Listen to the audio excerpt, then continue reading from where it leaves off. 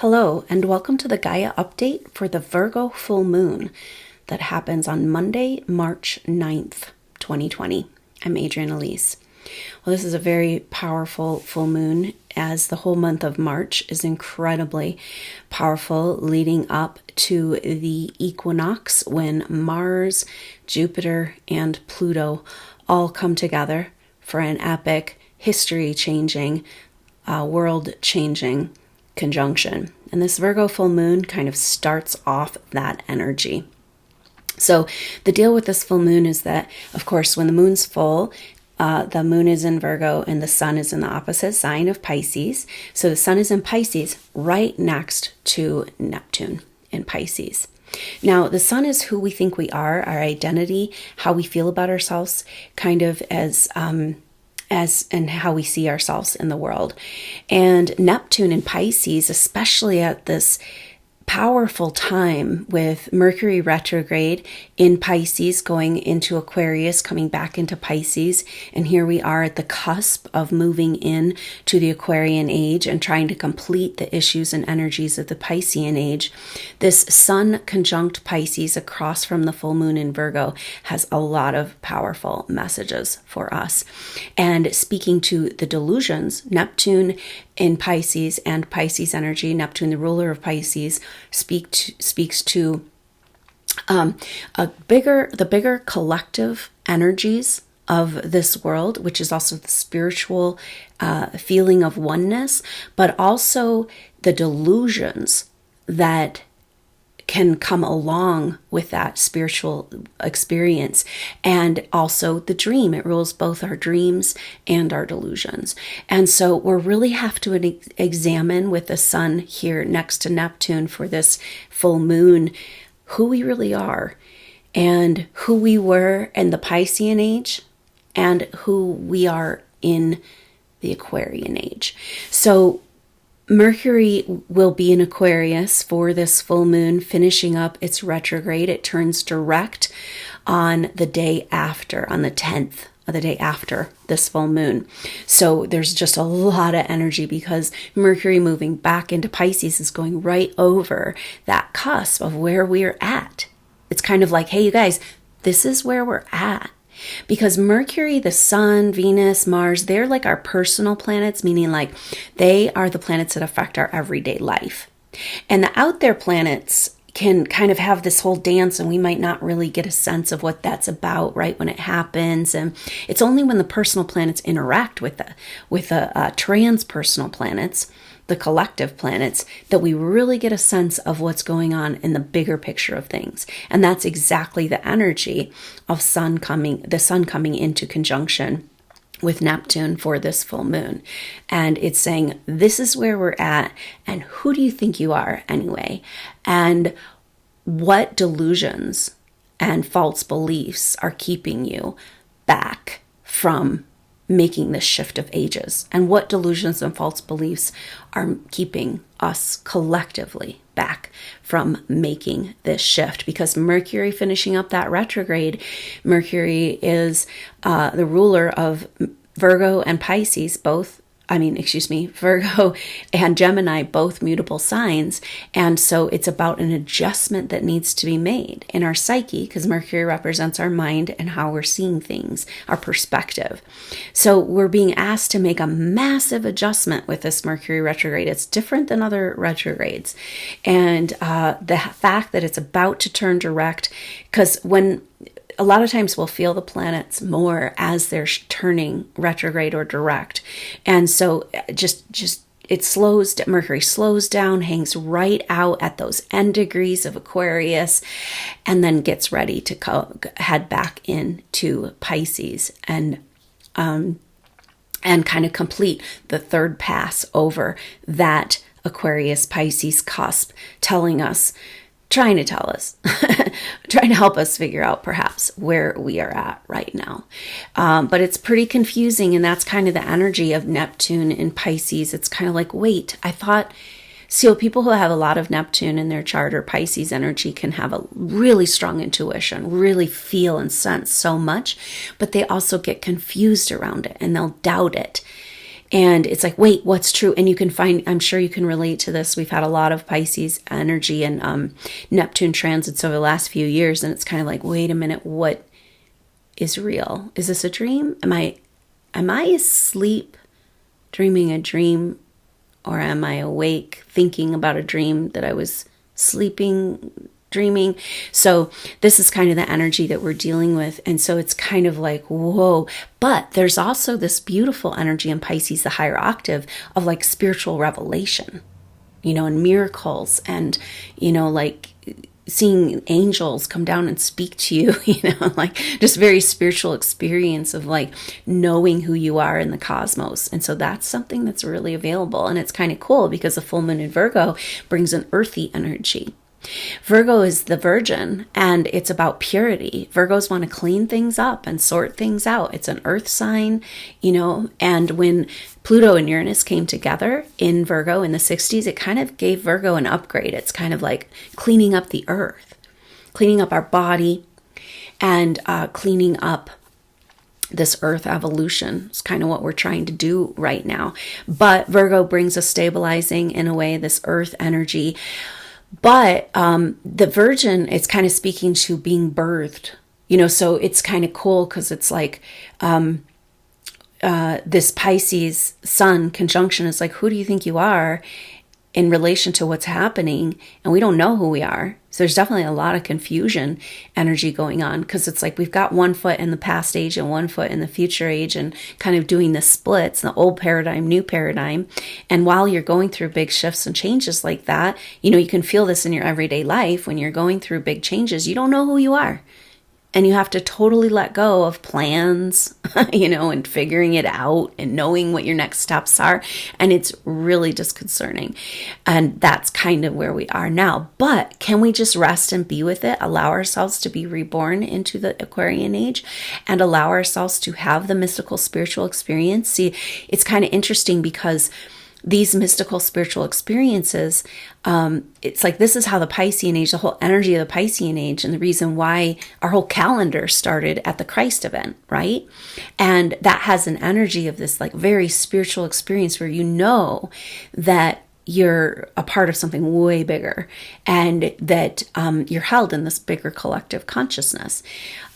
And yet, the Piscean age, the downfall of the Piscean age was the control energies using that spiritual feeling, to keep us in chains with structured religions. And so we are now, as these start to dismantle and we start to see the truth behind a lot of these, not everything involved. There's very beautiful, powerful energies in all religious texts and movements. But then there's that 1% at the top of corruption and the people that we thought we could trust the most, what we were told the most pure people, turns out they might be the most evil Satanists, And so there's an interesting energy that we need to address in order to complete the Piscean age. It's an uncomfortable energy of breaking down the delusions of what we've been told and facing that feeling of that you've been lied to and that the people you've been taught to trust the most probably you shouldn't have trusted at all. And it gives you a horrible feeling. You can, relate to that feeling in your personal life when that happens and you feel like, oh my gosh. And then it's like, ooh, I bought into these lies, and then you feel bad and shameful about who you are as a trusting soul, as a sensitive soul, and, boundary all up. And then you're in your own fortress and you can't connect with anybody. And this is just the sign of our times, especially as a sensitive soul. But we are being given an opportunity to connect back in to the mystical experience in the higher octave of that experience that brings us to a new level of awareness in our everyday life about what in the heck we're doing here on this planet. Like we're not just, feeding and eating and pooping and dying and living. And, it's like, oh yeah, no, there's spiritual purpose here. And you knew that, but it was invalidated for you again and again, lifetime after lifetime, the people around you being like, oh, no, that's not important. Put your attention here, make more money, build more things, accumulate more material items. And then it's like, and then you die and it's like, well, you can't take that shit with you. right? And so this Pisces Sun Neptune has kind of an opportunity to bring us into the spiritual truth of who we are, and allow ourselves to be reborn back into the spiritual validation of this experience. And that's something that's required for us to shift out of the Piscean age and into the Aquarian age. So now Venus is going to be in Taurus for this full moon, very powerful. And Venus will be in conjunction to Uranus. This is like the goddess, priestess, high priestess returning to her temple, is what it feels like. Because it's like you've got this like rebirth into our mystical truth. And then you've got Venus and Aquarius kind of hanging out with these higher vibrational frequencies, tapping into ancient history. We talked about how Venus square Saturn and Pluto is kind of like on just this, the rumbling of the earth under our feet, of this like the long held structural beliefs and structural patterns of this world, that the last to shift, because like the things that are easy to shift, right? And it's like the ground that's been kind of moved around, and just the dirt that can shift all around. But those ancient rocks, that's going to take a little bit more to chip through. And so, but it's like Venus is uncovering her ancient temple, and she's like coming back to the high priestess that she is, and tapping back into this power and magic of the divine feminine. And that's a perfect energy with Virgo, full moon, and the purification, because in order for the high priestess to come back into her temple, she's got to be purified of all those lower energies and stories, and how that sexual energy, feminine energy, has been kept in the lower chakras and chains, and told that it was wrong, bad, dangerous, ugly, evil, And so a very powerful energy there is the goddess, kind of around the goddess returning to the temple. And that happens exact the day before this full moon, and we'll be feeling it for the few days after. So really powerful energy there. Now, Jupiter will be at 21 degrees for this full moon, meaning that, and Pluto's at 24. So 3 degrees, that's like when it's coming into the orb of the experience of the Jupiter-Pluto conjunction. And we're going to be feeling that all the way through the month of May. So we've got a couple of months here of this Jupiter-Pluto, and we don't know what this means, because it's not just Jupiter-Pluto, it's that Pluto and Saturn just had this massive conjunction, and then Mars is going to be together there for the equinox. And it's just like Mars represents our lower raw will force power, and Pluto is like our spiritual psychic power, and both rulers of Scorpio. So we're definitely uncovering the secrets and the garbage and the junk and the shadow, and digging all that up. And it all relates to sexuality and fear of our power, fear of our potency. And yet Mars has that energy of that, our male planet, just wanting to move through and break through these old stuck patterns. So we'll see what that's about, but we're going to be starting to feel that really strongly at this full moon in Virgo. And also Mercury will be in Aquarius until the 17th of March. And so it'll turn direct the day after this full moon, but it'll stay in Aquarius. And that'll be kind of an interesting energy, because it'll be direct, but still at those end degrees of Aquarius, going back over that Aquarius-Pisces cusp, and maybe some great clarity and higher perspective can come through there, because Aquarius has a higher perspective. It's an air sign, but it's the last decan, or the last in the last signs. So it's like a higher evolution of the air sign, meaning like your mental awareness, but a higher perspective of your mental awareness. So that period of time from the week after this full moon really could be powerful time for realizations, maybe a little sense of direction of where you're going, and assimilating these shifts and changes. Venus and Taurus, Taurus and Aquarius are both fixed signs. And so perhaps that could be a very helpful energy of stabilizing these massive rumblings of the ground underneath our feet moving as we try to make this shift of ages. Really sweet though. Venus is also in Taurus. It'll be in a sextile exact on the day of this full moon into the North Node in Cancer. Now the North Node is getting ready to move into the sign of Gemini. And it also moves backwards like the shift of ages. And so it's a really sweet energy. Venus conjunct Uranus, speaking about the goddess coming back into her power, into her truth revealed from the rocks and the rubble of ancient history, and cleansed and purified by that Virgo full moon and coming back into her temple. And then that energy in sextile to the North Node in Cancer, which is like the North Node is how are we going to get to where we're trying to go? And so this whole last year and a half of the North Node in Cancer has been about learning to receive. And Venus has rules issues around our self-worth.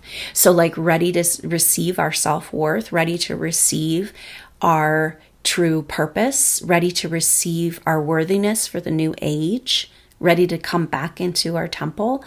And so that Venus in sextile to the North Node is a really awesome energy around hope for the future and moving into a whole new way of being. This deep programmed issues around self-worth and deserving are what hold a lot of light workers back. And that's ancient past life programming, where you may have felt like you failed in your mission, and so you don't deserve to be on your mission. You don't deserve the support you need. You don't deserve just the basic everyday things in life that we need to survive. And this Venus activation for this full moon is like, got to rearrange all that, right? Because it's like, if we're getting rid of the nightmare and landing the dream, then you better be able to receive the dream and feel worthy of it. Or it might just want to pass you by and you can just stay in the Piscean age. But I don't know. We'll see. That's, we're all going, but that's kind of the energy that's coming forward here. And that's also kind of a message with another sextile that's happening we've had Venus and sextile to Neptune for a couple of weeks, kind of leading up to this full moon. And now Mars will be, for the full moon, Mars will be in sextile with Neptune. That's, we'll be feeling that after. That's kind of the after effect. We'll be feeling the effect at this full moon, and then for that week after, it'll be very strong. And so Mars in sextile to Neptune says, yeah, time to move out of the delusions and maybe receive those mystical experiences back into our life, a constant living in a place where we remember who we really are. So, with Venus and Uranus close together, that means Uranus is also sextile the North Node. And so that's a really sweet energy there, like we talked about. And Uranus speaks to the energy of the future and the higher vibrations that we're trying to bring and infuse into a higher reality into our world. And so there's a lot of energy here about turning the corner, Mercury turning direct. It's go time on this new age. And of course, because Uranus is that ruler of Aquarius, and Venus is ready to pick herself up, dust herself off, and get out of those old stories and write a new story and a new dream. So I hope you can join me for the live activation for this Virgo full moon. It works out to be able to do this at the leading up to the exact time of this full moon. And so the activation will happen on Monday, March 9th at 11 a.m. Mountain Standard Time. That's 10 a.m. on the West Coast, and that's 1 p.m. on the East Coast. So I hope you can join that. If it doesn't work in your time zone, just go ahead, and if you set the intention you're going to join, you sign up, you can catch the replay whenever you can, and that energy will be encoded there for you with the message you need and that guided meditation experience for you to just really tap in to these powerful times we live in and get the support that can set you in that best course as we move ahead into this powerful and most amazing March 2020. So I look forward to seeing you soon on the next update or the activation. Until then, I'm Adrienne Elise. Namaste.